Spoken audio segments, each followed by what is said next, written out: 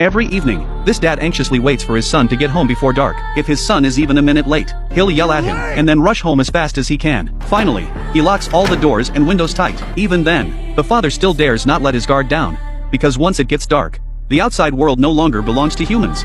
Only after ensuring not even a single fly could enter the house, would the family of three sit down to enjoy their dinner. But just then, the dog suddenly started scratching at the carpet, and Paul instantly realized this would be a sleepless night. He quickly called his son over to the door. Sure enough, the very next second, that terrifying thing outside came knocking.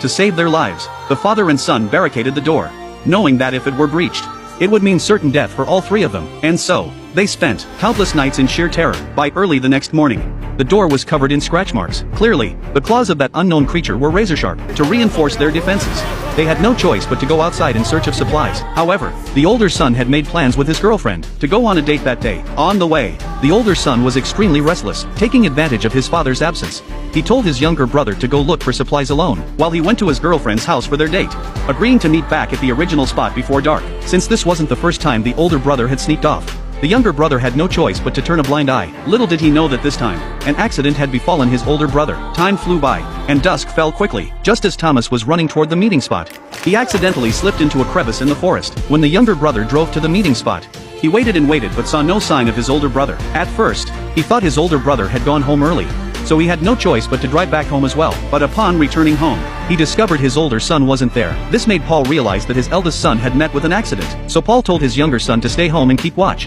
while he went out to search for his older son. They both knew this outing was likely to end badly, but as a father, how could he possibly ignore his son's fate? Gripping a sharp knife, he headed into the forest. Meanwhile, Thomas had regained consciousness, since night had already fallen. He was terrified. Every sound around him filled him with dread. Despite this, the monster scared Thomas so badly that he collapsed. Just as the monster was about to devour Thomas, his father arrived just in time. He managed to drag the unknown creature out. Since the outside was completely shrouded in darkness, they had no choice but to hide in the crevice for the night. They then brought stones to block the entrance. They thought they were safe now, but they had underestimated the monster's strength. Suddenly, a crack appeared in the ground. Clearly, the monster intended to crawl up from beneath the earth. Seeing that they would surely die if this continued, the father had no choice but to stuff a dynamite stick into the hole.